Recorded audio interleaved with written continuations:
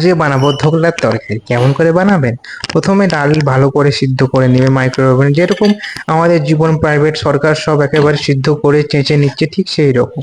তারপরে micro oven থেকে বার করে একটা কড়াই তেল গরম করবে। তেলটি ভালো করে যেরকম আমাদের জমরাজ সিদ্ধ করে বা ভাজে সেই রকম ঠিক বড়াগুলোকে ওইভাবে ভেজে নিতে হবে।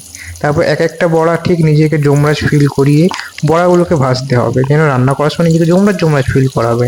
বড়াগুলো ভালো করে লাল লাল করে ভেজে নেওয়ার পর একটা আর একটু একটু করে উঠিয়ে নেবেন। আর যদি মনে হয় খেতে, উঠেও খেয়ে নিতে পারেন, কোনো ব্যাপার না, রান্না পরে হবে, খাওয়া আগে। তারপরে এক একটা বড়া উঠিয়ে নেওয়ার পর একটা ওই কড়াইয়ের তেলে একটু কালো জিরে, একটু লাল লঙ্কা আর স্বাদ মতন বেকিং পাউডার দিতে পারেন। তারপরে আলুগুলোকে ভালো করে লাল লাল করে ভেজে নেবেন।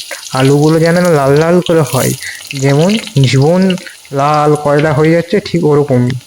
তারপরে আলুগুলো লাল লাল করে ভাজার পর ওটার সঙ্গে মশলাগুলো মিক্স করে দিবে।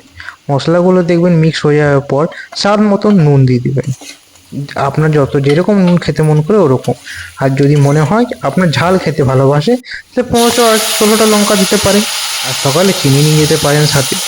তারপরে এক একটা বড়া জলে দিয়ে দিতে হবে, যেরকম আমাদের জীবন আর প্রাণ জলে পুড়ে মরে যাচ্ছে, ঠিক ওদের আলু আর বড়াগুলোকে প্রেমের সঙ্গে মেলবন্ধন করাতে হবে। আমাদের তো আর প্রেম হলো না, তাই আলু আর ঢোকলারই প্রেম করায়।